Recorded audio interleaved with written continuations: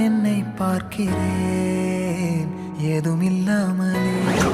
இயல்பாய் சுடர் போல் தெளிவாய்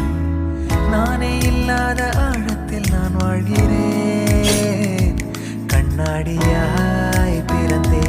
காண்கின்ற எல்லாமும் நான் ஆகிறேன்